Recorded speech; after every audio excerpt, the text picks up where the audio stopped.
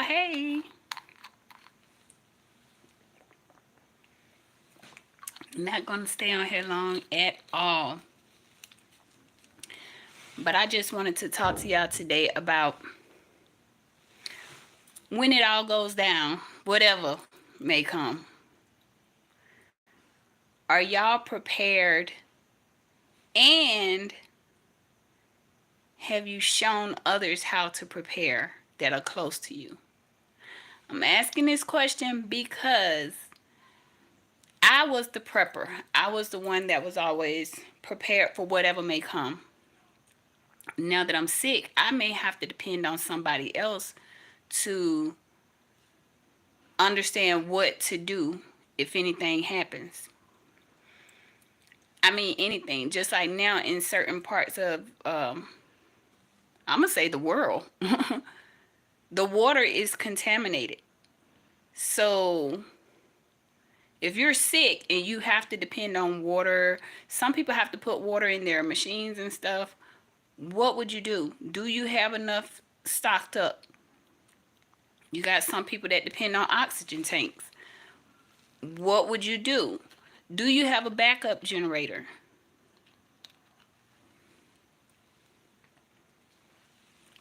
I was always out in the garden. I was always trying to teach my kids like different things on how to grow your own, how to have your own, and not always have to have like the you don't always have to have the most expensive foods or takeout all the time. I try to teach them how to work with what you got, how to work with your canned beans, how to preserve the food that you have grown. And it's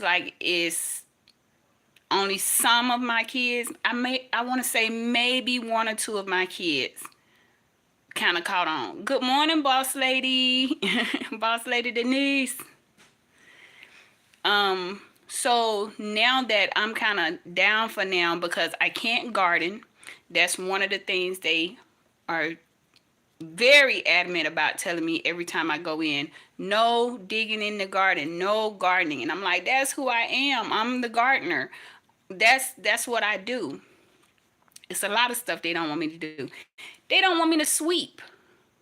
So my question to y'all for y'all my question for y'all today is, if you're the one in the household that does one particular thing and that's your niche, that's what you do, that's what you're good at. Hello. Yeah, I can't sweep because the particles and the dust that's coming up while you're sweeping, it would affect me more than it would affect someone else because right now my immune system is shut down. My immune system is pretty much like a newborn baby right now, and it's gonna get worse. So right before, yeah, you get it. Like that's what I was saying too. Like I can't sweep. Like good grief. So now I have to depend on other people to do stuff that I would just do just automatically.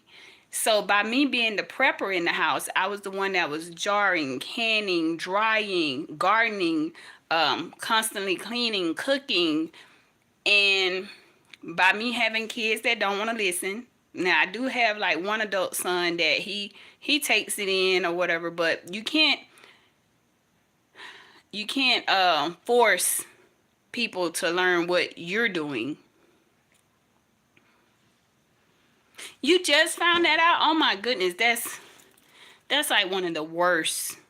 I actually have to sleep with a air purifier now because they say that the dust can affect you so bad that it'll start affecting you in your sleep. Did not know that.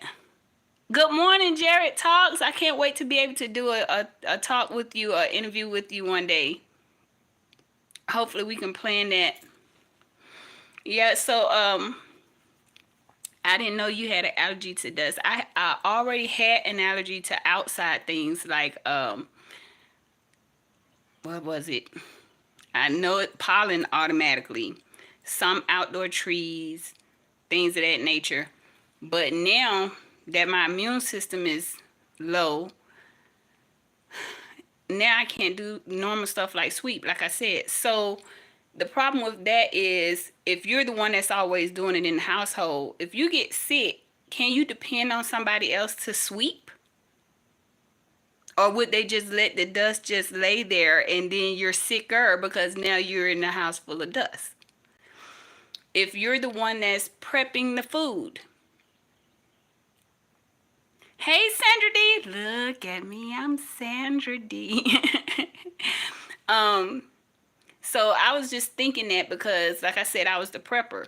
So if something happens and I'm sick, if something happens to the water and I'm sick and I know that I'm the one that's been storing water or buying extra water when I get water, are they even gonna know where to go to get the water? I'm just thinking of that. Like, do preppers really need to take a step back and think like, hey, if I'm sick, if I'm down for the count, are my people in my household going to know what to do? I'm trained at my weapon. I'm a licensed carrier. If somebody comes after my family, I can handle that. But now that I'm sick, am I going to like still have to handle that, or can I trust that somebody else in the household will be able to handle that? Because they've been so like don't want to hear nothing. You know, like how teenagers are. They feel like you know nothing, they know everything or whatever. Can they handle a situation if the S hit the fan and our household people are coming towards it because they know we're preppers? Because that's another thing about being a prepper. You got to understand that if people know you've been growing food all year and that you've been drying out your food and you have been dehydrating and you've been jarring, so if they have nothing, if they have absolutely nothing, guess who they're going to be out looking for? People who they know have been preparing. So I was thinking about that last night and this morning. Like with the things that I do, would I be able to depend on my family now that I'm sick to be able to do if something happens? If a storm happens, just like RX Nails, they just went through, their power went out for a while. I'm so thankful that they are okay. She was keeping us updated regularly about how they were doing and about the power. But if a storm hits and the power get knocked out, does my family know how to work the generator? I know my husband know how to work it, but what if he's stuck out somewhere and we got to work it? Do the sick person have to go and operate the generator? It's like I'm just concerned about, I don't want to say it's another generation, but it's like another type of people coming up now. It's not all of them. It's not all of them. But some of them have this mentality of they don't want to learn how to do anything. But we are living in a time now where you have to at least, you have to learn them country knacks. You have to learn how to survive. You have to learn how to hit that generator. You have to learn how to go into the storage bin and get what you need. You have to learn how to work with the first aid kit that you have. It's just a given. Because like I said, if I'm the only one in the house that can work my weapon, because nobody wants to learn, nobody wants to go to the firing range with me, nobody wants to learn how to clean your weapon, nobody wants to learn how to aim, then that might be a problem. Guaranteed I'm the type where if fight or flight will come in, and I don't care how sick I am, leukemia or not, my behind will be protecting my family, and then I probably have to just take a nap afterwards. Y'all say y'all agree? I would probably have to take a nap afterwards, but when push come to shove, I will do what I have to do to protect my family because that's what I'm trained to do. And that's what I know I could do without a shadow of doubt in my mind. I know I could do that. And I also know that I can make a meal out of pretty much nothing. So, but the thing is, would I want to do that? If we were down for the count, if we had to bunker down for, say, 2 weeks, 2 weeks, would you have the sick person doing all the cooking, all the prepping, all the watching out, for 2 full weeks? or would you know how to handle the situation? Would you have watched and learned enough to know, okay, well, I could do this while they rest, and then we could switch up.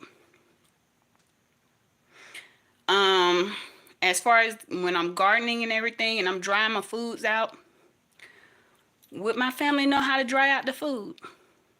Would they know how to work the equipment? Would they know what to do? I seriously doubt it. I seriously doubt it. Like I said, maybe my 8-year-old might be able to. My 8-year-old might know how to dehydrate some stuff, and that's just because he see everything I get as a toy, and he be like, "I want to learn that. I want to do that." I got a popcorn maker not too long ago because they said I can't eat microwave popcorn anymore. Yeah, that's another one. I can't eat microwave popcorn anymore, so I got a popcorn maker. My 8-year-old, he been making popcorn ever since. He's the type where he wants to learn everything. Even if he's not going to do it all the time, he just sees it as a toy. So he want to learn how to do it. But when it comes to if the stuff hits the fan and people out there going crazy, we don't have water, or we don't have power, or whatever the case may be. Are you prepared, and are people in your household prepared? Do you have people in your household that just don't really care? I'm asking because I know I have some in my household that they just will sit there and probably play on the game or something. But what if the power is out? Then what? I remember one time our cable went out for a while. Our Wi-Fi went out for a while, and it was like it was a big problem. Now, me personally, I grew up in the days where I can handle myself if that's okay if you don't care. Um, but I grew up where um if the game was out or something like that, we had other stuff to do. We had jack stones, we had hula hoop, we had things like that. So it really didn't bother me if my Super Nintendo was out or if my Sega was out because I had other stuff to do. But now it's different. But my point is,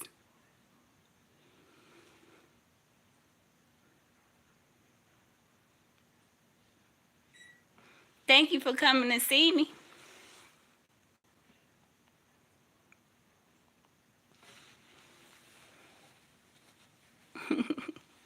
Thank you for coming to see me. Easy Street with Jen. I haven't seen you post in a while, but I saw your post that you did, so I know you're coming back. And I know we're all like still in shock from the news that you posted, but I'm glad to see you here, Jen.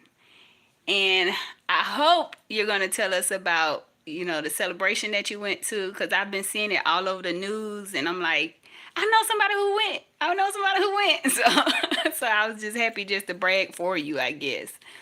But this morning, it was just on my mind. Well, last night and this morning, it was on my mind when I started to see certain things on the news where they were saying like the water is contaminated in some areas. And then in some areas they were saying they don't even want people to trust the boiled water. Um, and that's a problem. So I started thinking to myself like, yes, music is very, very much a big part of my life now. It always have been a part of my life, but now that I'm going through this, it helps with my healing process, I believe. I do believe. Um, but on the news, they was talking about the water. They was talking about how some areas had flooded, and it was just a lot. So I just got to thinking, like, if something happens here, well, right now I'm at my parents' house. They're my other caregivers.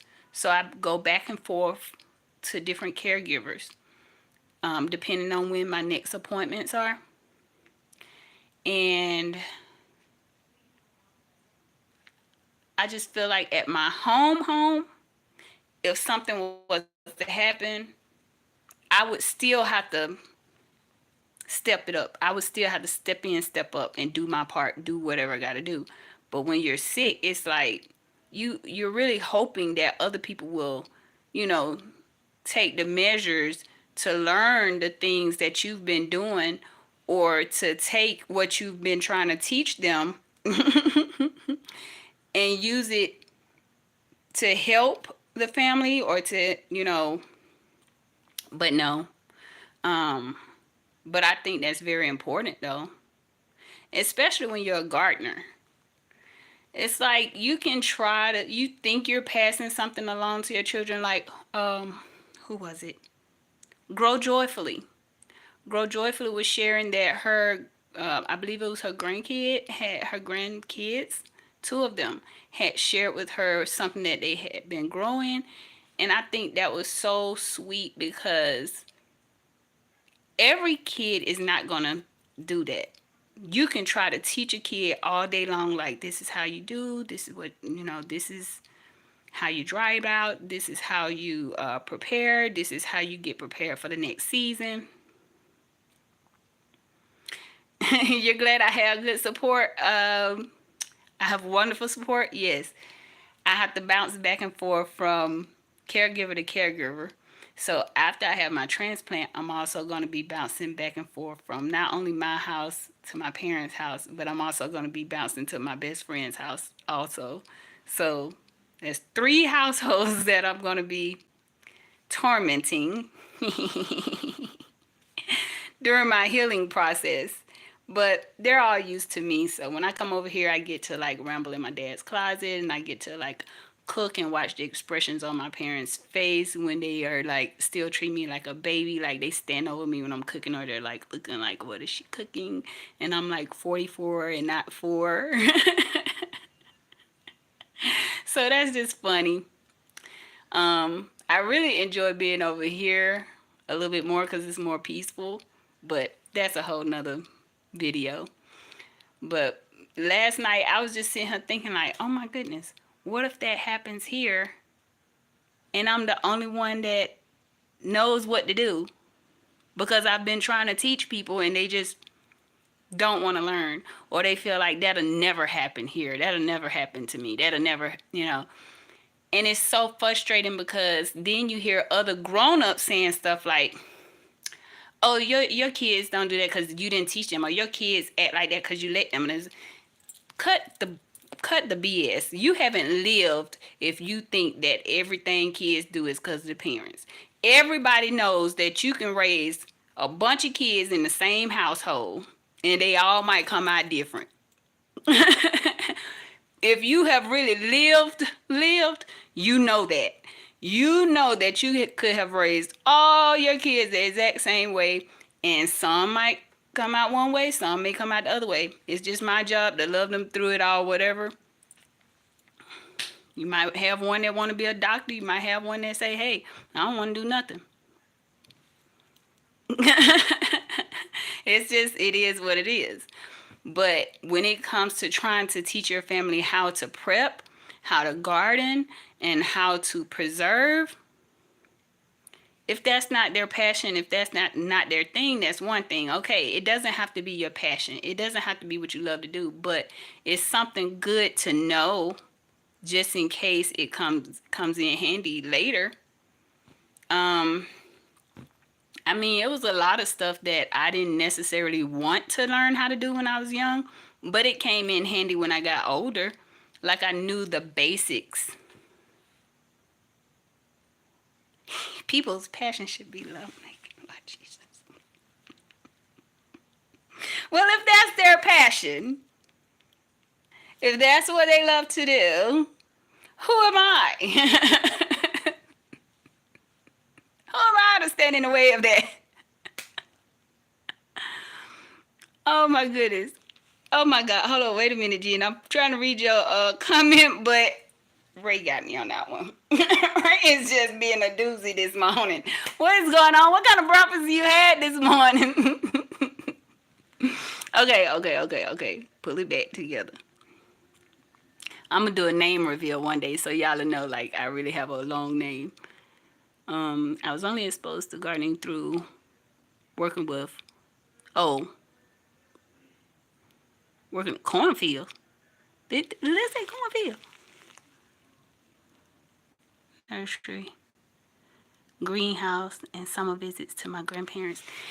You know what, Jen? And that's what got me into gardening. Hanging with my granddaddy. Some days I was up my grandparents' house and he had a garden like I want to say the next house over. So it was we would have to walk past one house and he had a garden there. He had like a little piece of land that I guess he had worked it out with the neighbor that he could use. And I used to walk there. I'm telling you. But Ray might be onto something though, because if we had more of that, maybe it wouldn't be so much anger in the world. I'm just saying. I know I be talking about my Bible and everything, y'all, but I'm just saying.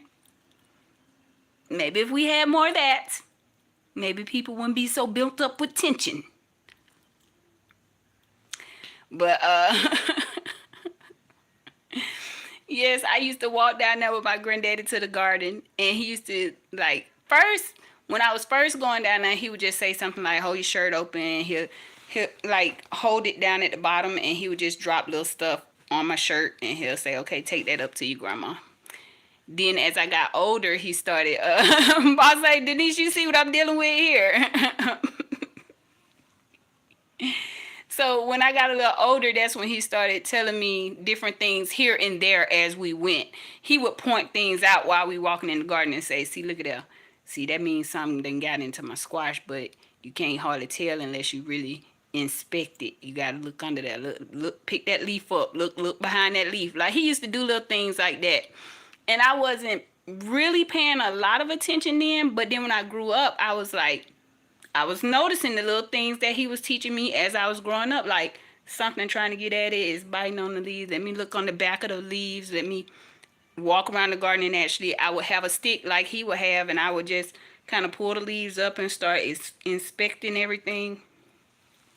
He taught me which insects liked which plants, how it was some good insects, some bad insects. So he taught me that, and then I had my granddad on my dad's side. He taught me how to use like machinery and like, how can I put it? He was the granddad that he didn't care that I was a girl. The granddad who was walking me through the garden and stuff, he still didn't want me to hurt myself, and then so he'll say, "Okay, watch out for that," or whatever. And he just talked real calm and everything. The other granddad, he'll say, "Hey, get over here and help me catch this chicken over here." And I would just jump the fence and go help him catch a chicken.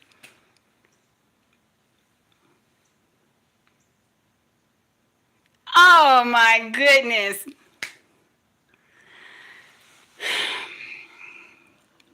Yes, they do, and that's probably why they're lighting up at night and flying high and got me spit.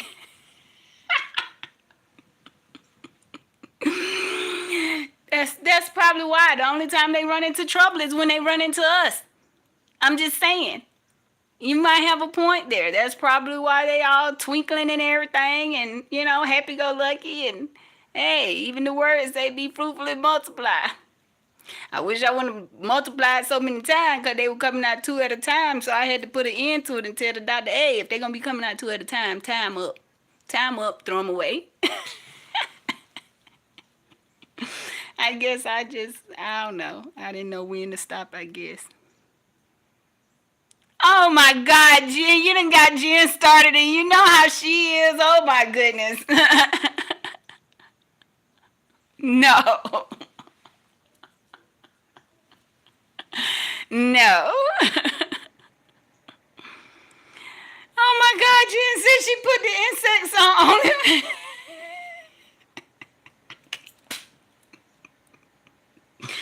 I can't with y'all. Why? Why are y'all doing this to me? I'm trying to be serious. I'm trying to be serious. That's another thing. Okay, so say for instance if the stuff hits the fan and you still wanna have a little fun. What would you do?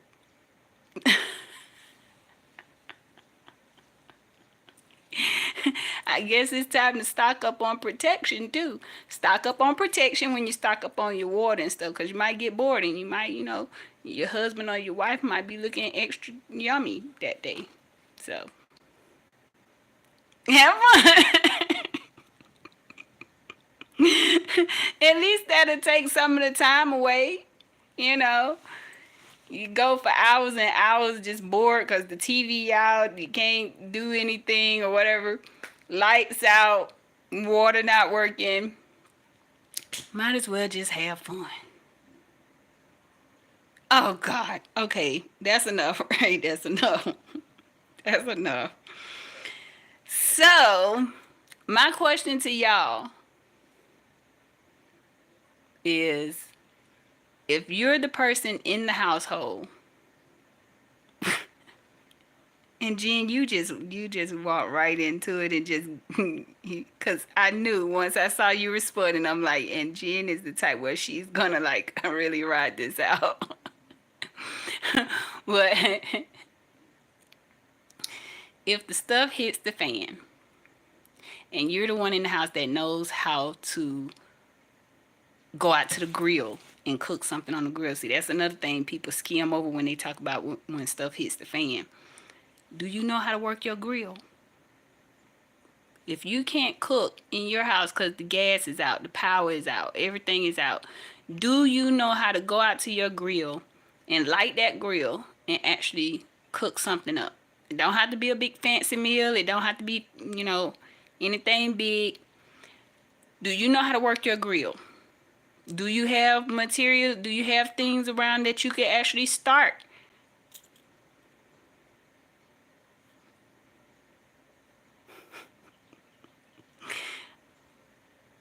Does somebody else in the house know how to work the grill? Does somebody else in the house know how to work the grill? Or is it just you?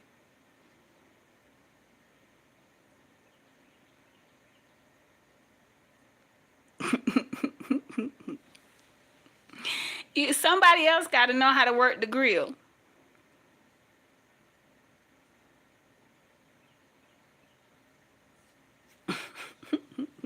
Jen, you know what? And I got a neighbor that does that. It's all good.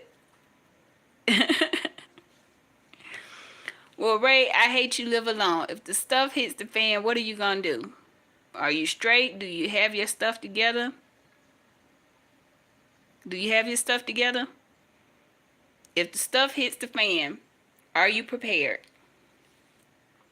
Do you have somebody that you can like meet up with if the stuff hits the fan so you won't be solo dolo, so you won't be a sitting duck? You got your now. Be careful out there, Ray, okay? Be careful out there. Cause some people crazy about what belongs to them now. Some people are crazy about what belongs to them. And especially if the stuff hits the fan. I remember a few years back, we had a blizzard here in Georgia. And it was so unexpected. Kids went to school that morning and everything. Then all of a sudden, just in the middle of the day, it was just a blizzard in Georgia. Like, what? We get this every blue moon. So I do remember, oh my God. I do remember that I had cooked some things up in the fireplace. And I had some cornbread cooking up on the grill. And I remember a lot of my neighbors were saying they didn't have anything to eat. They didn't know what they were going to do. Ray said his neighbor home is not home often. And how would you know that? You better stay out from over there before that neighbor go crazy. Won't be tracking you.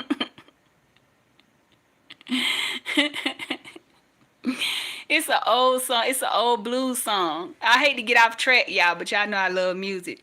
It's an old blues song. Say, I smell a rat. Y'all know that song?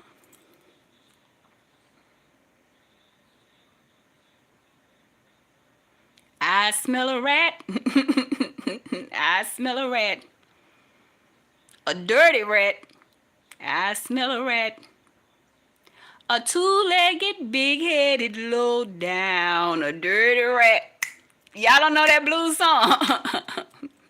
Now lately you've been rushing me off to work so early. When I come home in the evening, you're acting so nervous. Make me believe to soothe my soul. 'Cause somebody's been sneaking in my back door. I smell a rat. Dun, dun. I smell a rat. Dun, dun, dun. A dirty rat. Dun, dun. Ray, you that dirty rat. A two-legged, big-headed, low down, a dirty rat. Welcome in. We sit here talking about what would you do if the stuff hits the fan. Are you prepared? Are you prepared for any and everything? Are you prepared with food? Are you prepared to defend yourself? Thank you. Me personally, I deal with the illness. I have leukemia. So my question was, what would happen to somebody like me if the stuff hits the fan? Do you think my family would be able to protect me? Do you think my family would be able to take care of me while things are off, like power, gas? Oh, that's okay. That's okay. I'm working through it, smiling through it.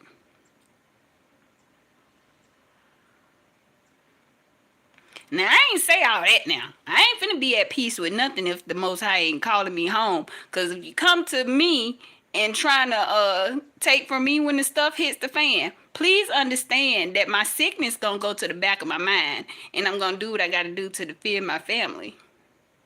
I'm just saying. I'm just saying. But are you prepared? Like, do you have enough water in your home to last at least a good 2 weeks? Yes, I'm married. I'm still legally married. Um, do you have food that you can cook on the grill?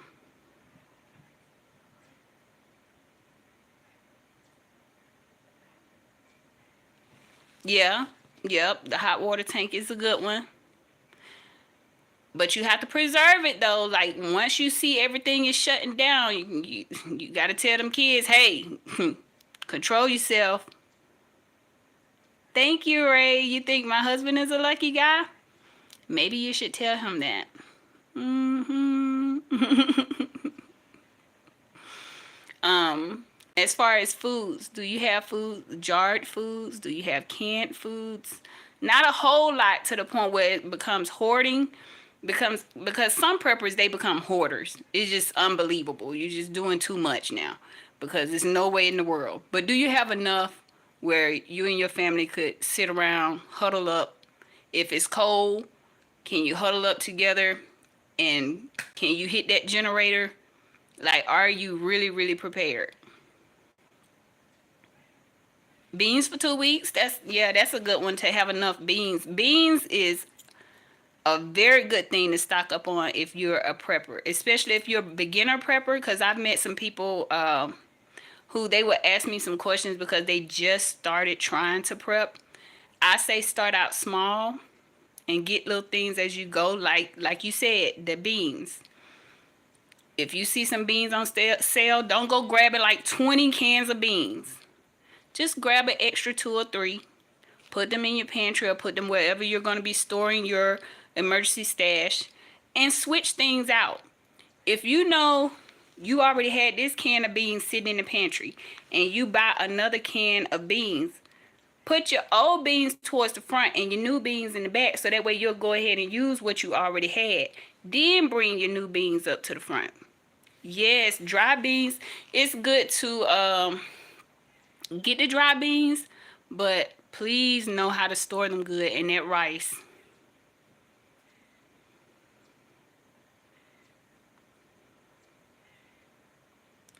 As a 20-year-old, what is one piece of advice I would give to you? This is the best time of your life to really hustle hard.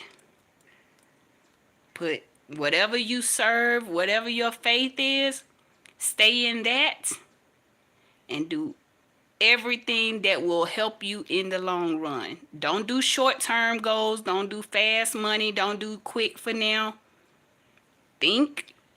Put whatever you believe in first and get it. Because when you young, when you in your 20s, you got the energy to do it. You got the spirit to do it. You have the body strength to do it. Do it. Oh, yeah, that's a good one. Only go where you are welcome. Don't go where you're tolerated. Go where you're celebrated. That's a good one. Thank you for that one. That is a very good one to really keep in your back pocket. Go where you're celebrated and not tolerated. Yeah, whatever you believe in, hold tight to it. I don't care if other people say, oh, well, that's wrong or this. If it works for you and that's what you believe in and it's keeping you on the straight and narrow, as long as it's not something that you believe in that's taking you all left and your life just not right, stick with what you believe in. Stick with that. And when I tell you in your 20s, the boss lady Denise say she agrees. When you're in your 20s, oh my goodness. When I was in my 20s, I wish I would have done more because I was able to. I could go without having a lot of sleep in my 20s. I wish I would have hustled more, made more money, and worked more when I was in my 20s. Yeah, that's about it. Stay away from unemployed people and people with nothing to lose. Ooh, people who don't have nothing to lose. Now, those are the type of people you got to stay away from in your 30s and 40s too. Because I realized in my 40s that I had to start pulling away from certain people because they didn't have a lot to lose. They didn't have a husband at home, but they wanted me to hang out with them all the time. They didn't have they didn't have a home, so they didn't care about buying whatever and cussing people out when they get mad and all that. And I'm sitting there like, whoa, whoa, whoa, whoa. I can't be going to jail. I got a job, I got kids, I got a husband. No, that's okay. I will not be cussing everybody out and trying to fight everybody in the store today. Thank you. Have a good day. No, I got too much to lose. Some people don't have anything and they don't mind you messing up what you have.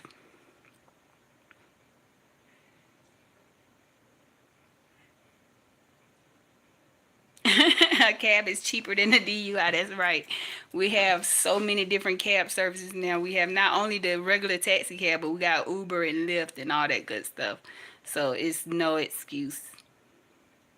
When I was in the, I believe I was in the 5th grade, if I'm not mistaken. I lost a friend, a classmate, to a drunk driver. Yeah, that was one of those things where I think we should have got more counseling, but they just sat us in the library and said, hey, if anybody needs somebody to talk to, we're here. But it wasn't really any in-depth counseling. And I think we should have gotten that because, like I said, I'm 44 now, and I still to this day think about, to the point where I remember his whole name.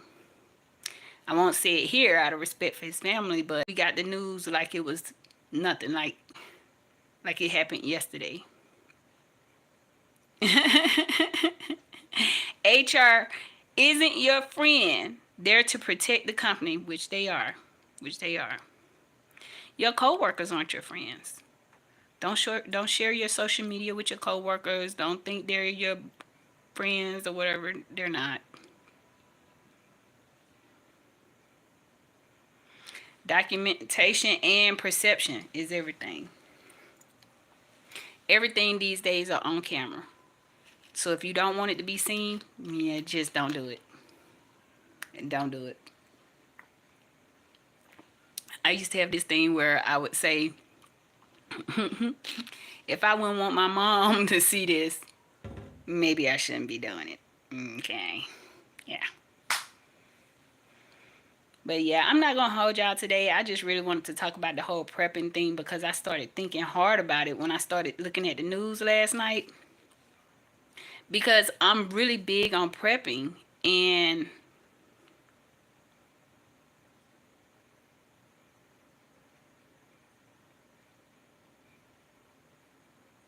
Mm-hmm.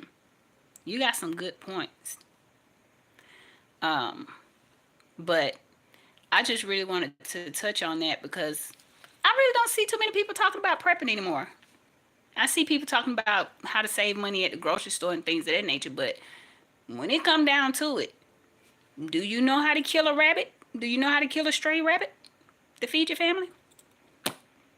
I do, but nobody else in my house do.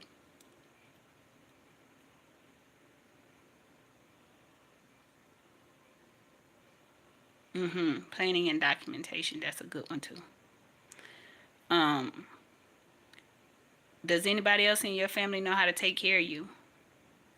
If you're on a machine like a CPAP machine or something like that, or an oxygen tank, or a heart machine, heart monitor that's operated by battery, are you the only one in the house that knows how to change out your battery? Are you the only one in the house that knows how to check your oxygen tank? Are you the only one in the house that knows how to operate your CPAP machine? Are you the only one in the house that knows what to do if the stuff hits the fan? What if you get sick? Or what if you're already sick, like I am? What if you're sick and something happens where everybody around you is going crazy because the power went out, the gas went out, the water is contaminated? Can you protect your family? Can they protect you? Can you trust them to protect you if you are maybe in a wheelchair? If you are in a wheelchair, do you have something to you that's close and accessible so that you can protect yourself if you get in a bind? I'm just wondering. All these things was popping in my head last night. Like, wait a minute. When I have my transplant, they said that I'm going to be weaker. If I'm going to be weaker, if I'm going to be weaker, and I'm depending on other people to take care of me, what if the stuff hits the fan while I'm going through this process of my body rebuilding? Like I said, don't let the leukemia fool you now. I would protect myself and my family at all costs and just take a nap later. I'm sure fight or flight will kick in. But I think it's a discussion that need to be had amongst preppers, amongst other gardeners,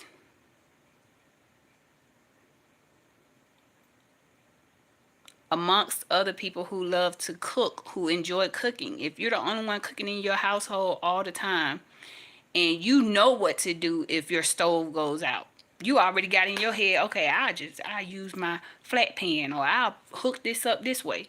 I know me personally, I know what to do if my gas stove goes out. I'm pulling out the crock pot or my Instapot. You can make a whole meal just like that, bam. But does anybody else in your house know that?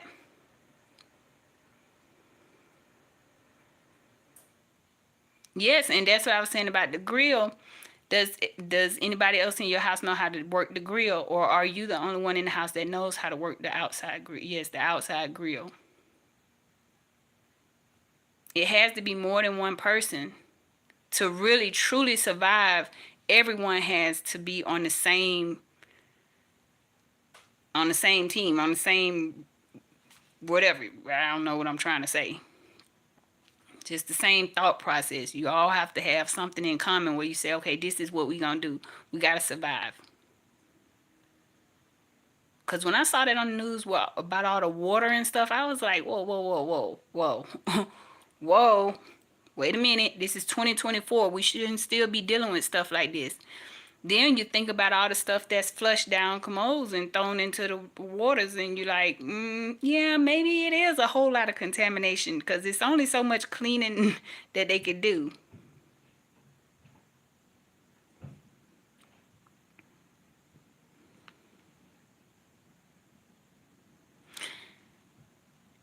I think I'm the only one that knows how to make an ice box to cool you down if it gets extremely hot. So that's another one of those things where it's like, do somebody else in the house know how to create an ice box? Um, you got enough down, and you gotta know how to heat yourself up too, because there's a such thing as getting too cold. You gotta have the type of family where they don't mess up the whole plan. That's a good one too, having battery fans. I have the small battery fans, but nothing big. Um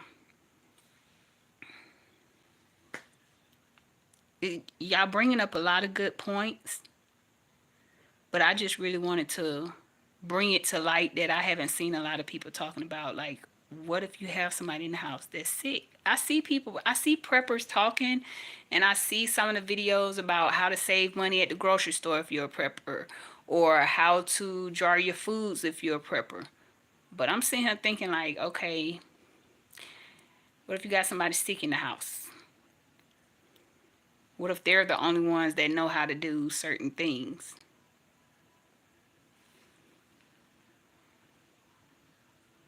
Yeah, because you can always use body heat to get warm. You're right.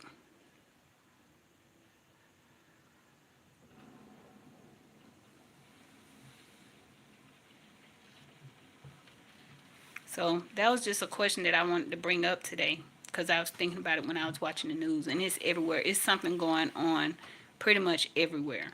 If it's not the water, it's the power. It's just something.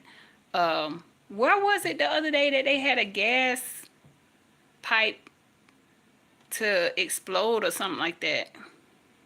I'm trying to watch my words because y'all know how YouTube is, but it was in another state where something happened with the gas. It's just always something, and it's everywhere. You can't say it won't happen here or it won't happen to me. It can happen anywhere. I stay in the country, and it can happen there.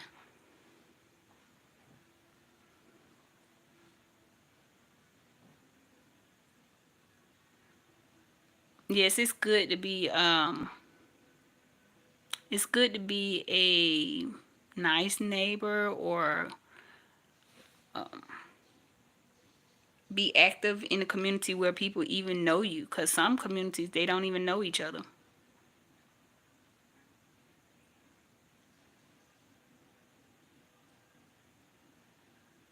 That lowers the body temperature. Maybe you should share that.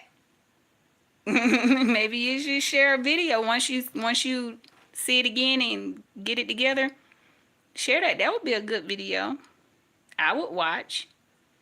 I watch all your videos anyway. Even if I don't say much, I might just hit the like button or something. But yeah, um, getting to know the people around you, that's a very good one. If you're in the country like me, get to know your roads. Which roads would flood out if you had to get out? Which roads flood out? Which roads are more narrow than others? So if you come face to face with another car that's coming the same way, then you got to go down into, it's usually a trench on both sides. Now I'm telling how country I am. It's usually a trench on both sides. So one of y'all, whoever has the bigger car, would probably have to try their best to get around the other car without going into that trench, into that ditch. I believe it. I believe you got a lot of videos. I don't even do a whole lot of editing and everything. I just put it out there. It is what it is. I just speak my mind. And if I uh, say the wrong thing or something, I just correct myself, or either I just ask whoever's watching, like, hey, if I'm saying the wrong thing, y'all correct me, please. But I don't do a whole lot of editing because I do everything on my little Android phone. I do everything on my Android. So that's why I don't do a whole lot. I could get an iPhone, but I just choose not to. Maybe after I get my transplant and I'm starting to get better, maybe that could be one of my gifts. Maybe that could be one of my gifts. Yeah, paper maps are good. But it's good to know where you are and where to go, even if you don't have a map. But paper maps are very good to keep handy. Cause yeah, that's a very good one. Cause you might have to go somewhere where you ain't never been. You might have to head north because whatever is happening is coming towards you from the south. You never know. But you're right, paper maps are good to have. But where I'm from, you have to know those roads. You have to know if you turn down a certain street, that street is flooded. Certain gravel roads, certain back end roads that take you directly to the highway, but everybody don't know about that road because it's the gravel road, it's the down country road, and don't nobody want to go down that street or whatever. You better know that road. You better know that street. Where I'm from, you better know that road. And you better watch that road. When it rains real heavy, watch it. You don't necessarily have to go down that street or whatever, but watch it. See if it's a big puddle forming up in the middle or at the end of the street. Take notice. You edit on your phone. I do some editing on my phone. Like when I do the videos saying that I'm going to have a live coming up. Thank you. Thank you. The prayers are welcomed because I need them right now because I'm getting a little nervous because I'm getting closer to transplant time. But I feel like I'm going to be all right. No matter what happens, I feel like I'm going to be all right. I'm not like in fear or anything. I just be thinking about other people because the illness that I have, it affects a lot of older people. And it hurts my heart. It breaks my heart sometimes when I go in there and see some of the people that's in there and they're just trying. They're trying. And it breaks my heart. Some of them in there are like husband and wives. They like the husband might come in with the wife or whatever, and he's holding her bags and he's walking the halls with her. It just breaks my heart because I feel like nobody deserves this, especially the youth and the elders.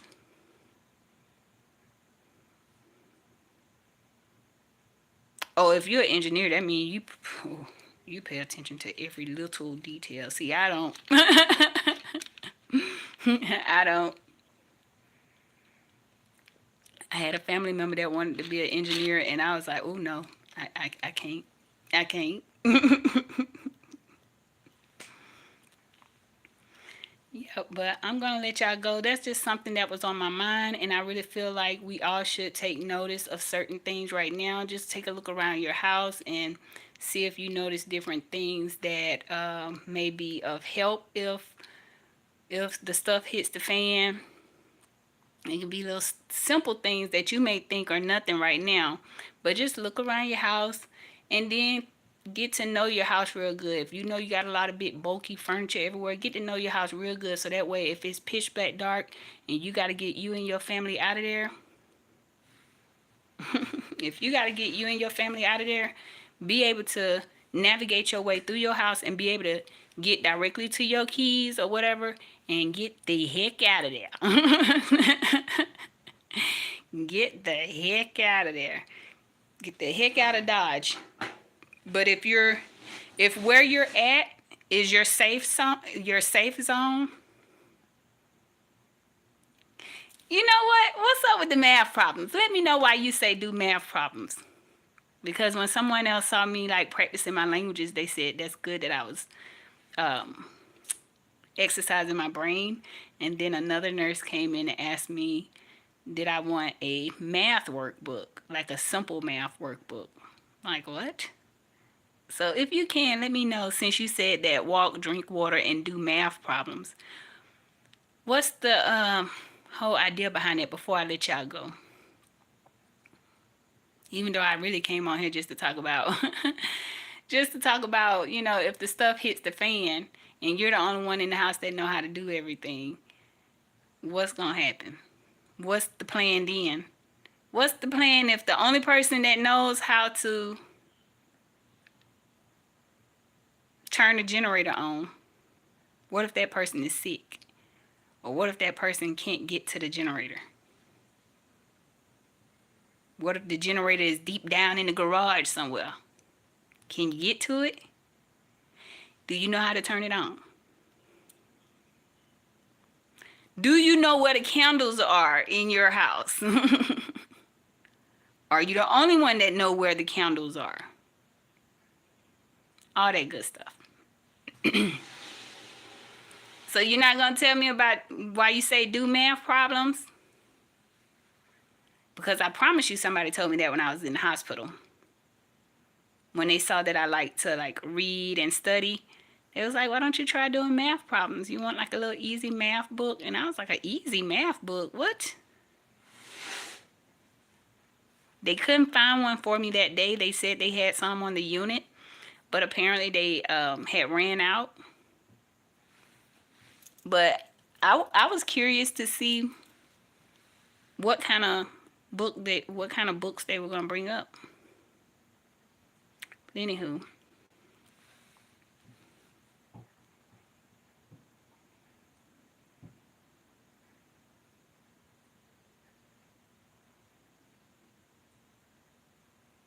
that's cool to know, cause I sit on those machines so long that yeah, I be looking for other things to do.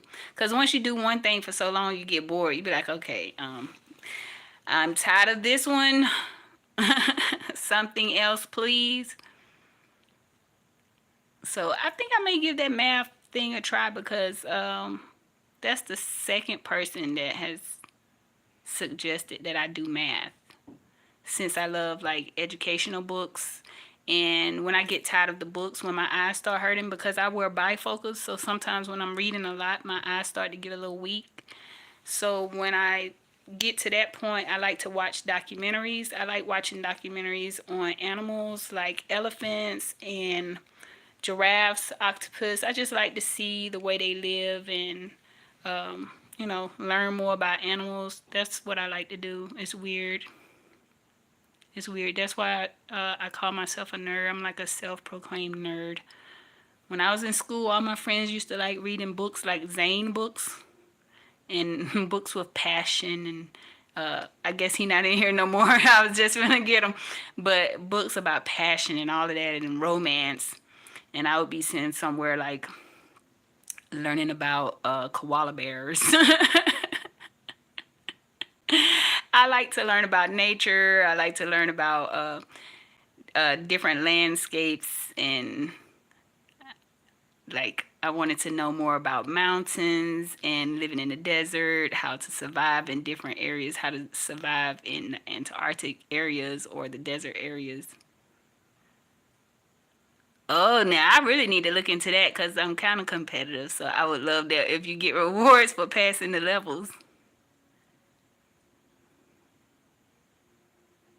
Okay, yes, I'm gonna really look into that. KHAN Academy. Yeah, I really like, and I was weird for it when I was in school, but now that I'm older, I wish I would have just embraced that weirdness of me. But I learned when I want to say when I was in about the 6th or 7th grade, I learned that it wasn't accepted as much, even in my family. Like it wasn't really accepted like that. Not my in-home family, but like my extended family. Good morning, Odom's Homestead. I was just talking about prepping and everything. We was talking about if you're the only one in your household that knows how to do certain things, what's gonna happen when the stuff hits the fan? Especially if you're sick, you're down for the count. Does your significant other know how to do some things that's gonna help until you can get right? Or are you the only one? If you're a prepper, are you the only one that knows what to do? Or is it the other way around? Is it your partner knows exactly what to do and you don't? No, I haven't read that one. Everybody in the house needs to know how to do at least the basics. Know how to get to the generator. Know how to crank that baby up. And I mean, I could be the girliest of the girliest, but that tomboy can come out of me quick if the stuff hits the fan. I trust you. Trust me. Trust trust when I tell you I can get out to that garage and pull that generator and I can make some things happen. So I just feel like all the preppers should really be prepared in a way of your family is being prepared, not just you, but your whole family. No, I haven't read that one. But if your whole family is prepared, the better off you'll be. The better off you'll be, because like I said, if if it came down to protecting my family, I'll be the only one that's not afraid to handle it. Um, and I hate that because I've been trying to get my husband to at least hold my, you know, hold my tool, but it's like he just like, that's your thing. That's But I feel like, hey, if I'm in here sick, and people know we've been prepping, and they ain't got nothing out there, and they know we've been in here like gardening and dehydrating and freeze drying and jarring, they gonna come. They not gonna come knocking on our door. They gonna come trying to take. So you better know what to do. But nobody wants to. Somebody's message was just hell for a review, but why? What did y'all say? What did y'all say?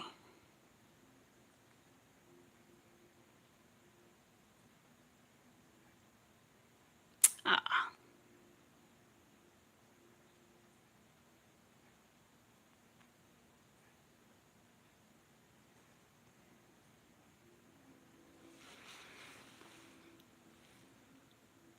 anyway, it's so many like preppers on here on YouTube,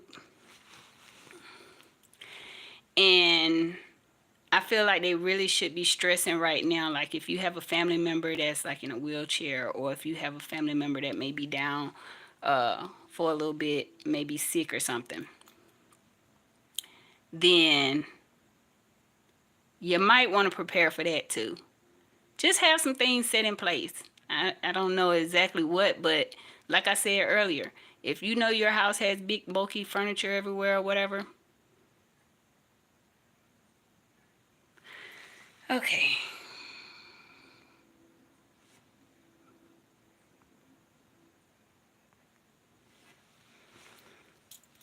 Yeah, I just had some people just and we was just talking about that earlier, like some people just so hell bent on um oh, that would never happen to me, or uh why you guys say this and why you guys say that. Sometimes it's good to just listen. Sometimes it's good, you can learn something from everybody. I've learned a lot from a lot of YouTubers.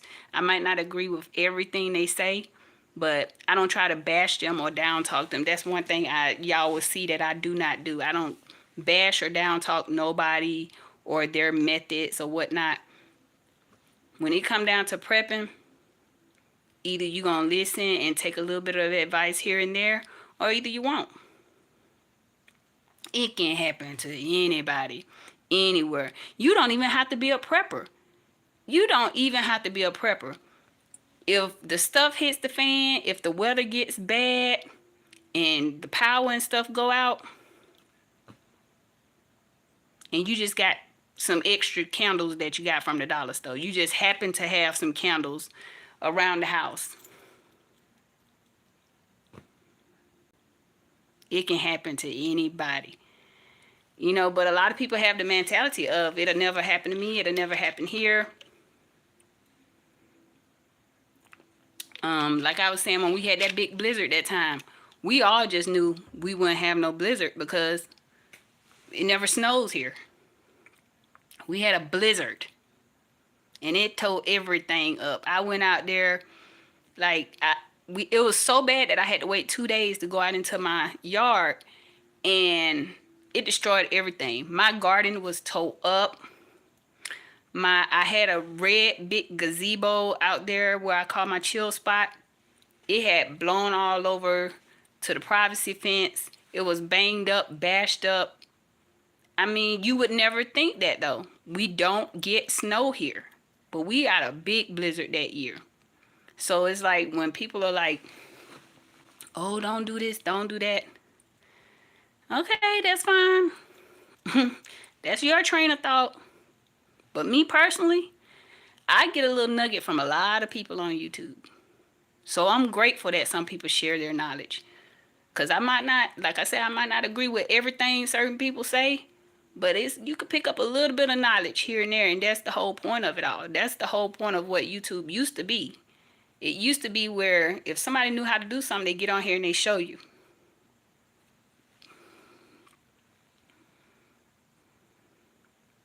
Exactly. I saw that. I saw FEMA was recommending prepping.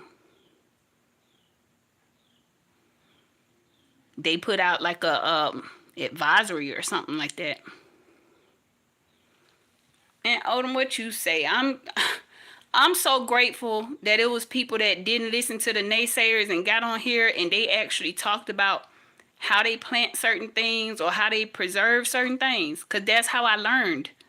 That's exactly how I learned, by listening to people who had been doing it.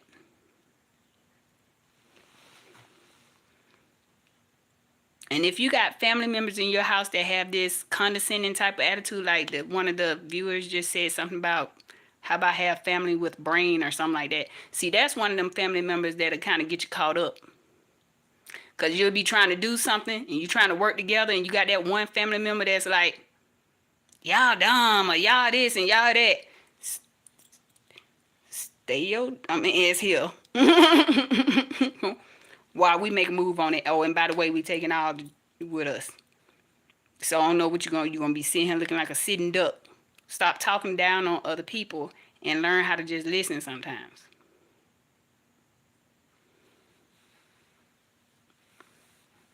Yep, just like when that hit, when 9/11 hit. You would have never thought. It was just a regular day, people going to work. Nobody ever thought that would be the last time they see their loved one. They just going to work. You never know when stuff might happen. Anything can happen.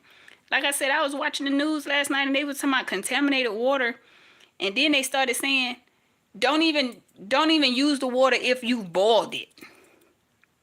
Usually they'll say boil the water first, whatever, sit you some water on the stove, boil you some big containers of water and sit it on the stove so you'll be prepared to use it.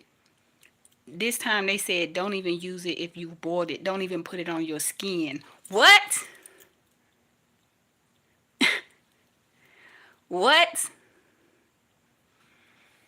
Man, what you say? I'm so glad I done listened to some of the old school teachers, some of the people out there that's willing to teach. Because you got some people that's kind of old school that they don't want to teach you nothing. They don't want to show you.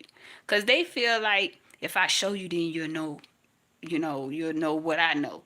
So you got some people like that too. But I'm so glad there was some people out here that say, look, this the way I tried it. When I tried it this way, it didn't work. When I tried it this way and I added this, it was better. So then that got my little wheels to winding up like, hey, wait a minute, I might want to try that then. Just like Diana's homestead. She was trying some new stuff in her garden. She was like, look, I tried some onions right here and then I tried some onions right there. I wanted to see what the difference was going to be. Odom's homestead be out there trying different things. He say growing is his passion. That's his theme. Y'all go check out Odom's homestead. I like watching him. But you won't know unless you try. And you start listening to some of the folks who've been doing it for years. I watch dog. I don't even want to say the wrong name, so I'm not even going to try it. But you got some people on here that'll show you how to mix some stuff up, that'll have your stuff producing even when it's time up for production. You got some people that'll show you how to mix up some teas and stuff for your garden, and you'll be thinking, well, it might not work because last year I didn't get that many. Hey, April Showers Network. So you got some people on here that'll say, hey, I tried this, I added this and put some water in, let it sit for a couple of days, and I did it over here. It helped my tomatoes, but it harmed my squash or something like that. It might say something like it's good for this, but it's not good for that. So now you know, because you sat through that little video. Now you know.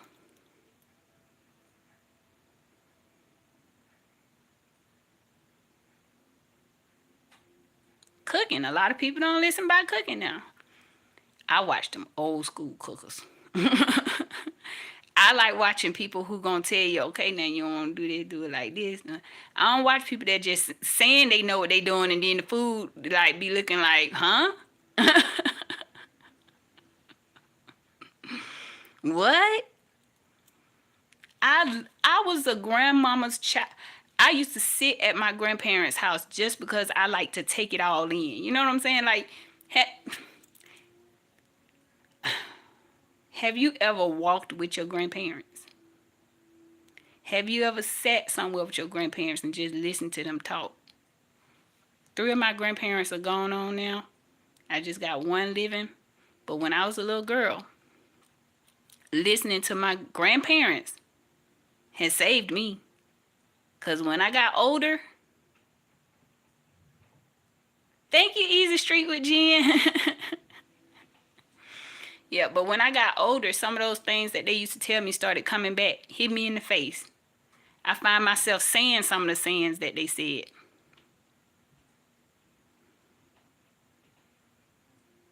That's right. Man, Odom, when I tell you, I used to sit and watch the way my grandmama cooked.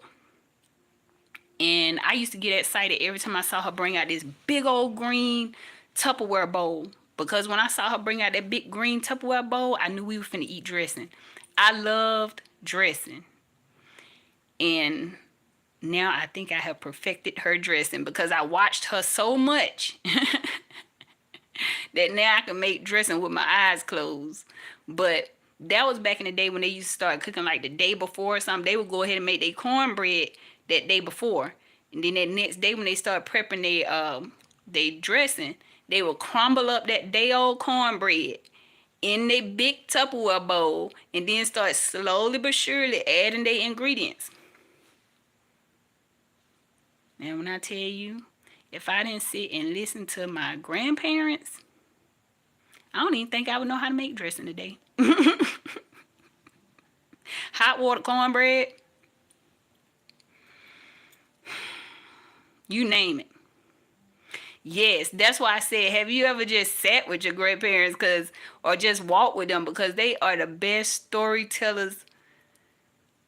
I asked my grandmama one time, I said, why twins run so deep in our family? I said, who else was a twin? This was before I knew how deep it runs. I said, who else was a twin? I got 2.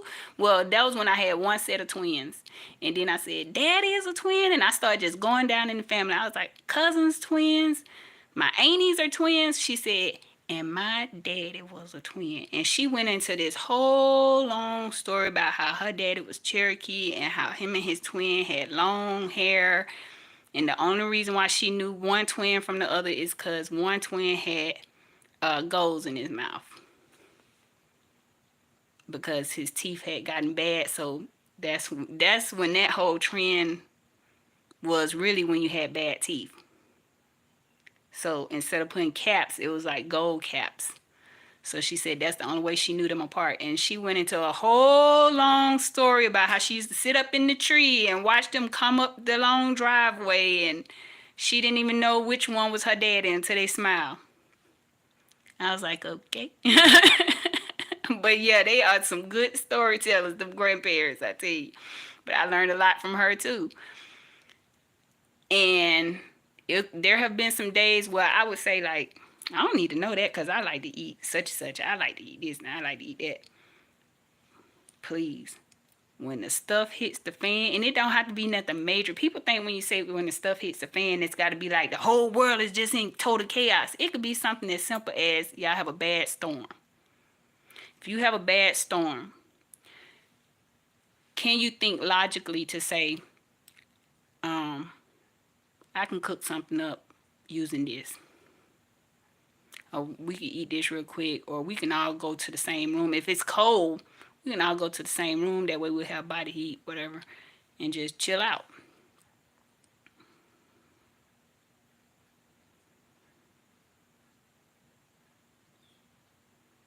Twins run in your family too? They run in my family deep. I have 2 sets, and my dad is a twin. And it goes on and on in his family, like on back. And my grandmother, her sisters were twins.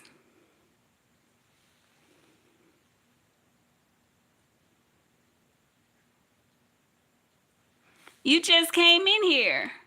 Hello? What's going on with you? Are you a prepper? Um, are you a gardener? What do you do? I can't give you a shout out if I don't know what you do. Are you a content creator? Tell me something about yourself. You want a shout out? Tell me something about yourself and I'll shout you out. No problem. So y'all, that's what I wanted to talk about today, and I just feel like the conversation needs to be had.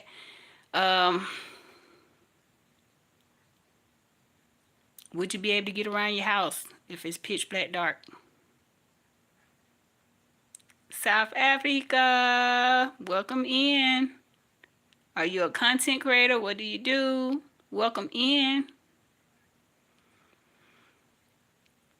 So as a prepper, I just wanted to know from you guys, are y'all prepared and are your family members prepared, or are you the only one prepared? Like, let me know. Even if y'all do a video response, I don't care. If you do a video response, let me know. Like, are you the only one in the house that can really work the generator? Are you the only one in the house that knows how to heat the house or cool the house? Are you the only one in the house that knows how to cook if the stove is out? Just let me know. Because it's certain things I can do, it's certain things I can't do. But I feel like if push come to shove, I can handle it.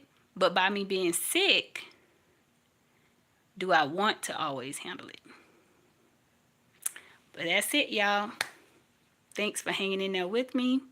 And until next time, gracias por ver. Thanks for watching. Adios. Bye.